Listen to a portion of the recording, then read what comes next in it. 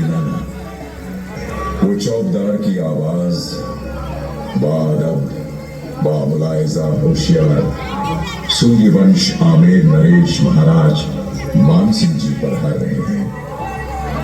वो राजा का दरबार में नौबदार होना, वो सियासती बातें, वो रानियों की किलकारी, वो जमाने में की, वो दरबार में धोबत, वो खबरों की झनकार, इस यूं ही चुपचाप खड़ा रहना, यूं ही दौर जमाने को बदलते देखते रहना।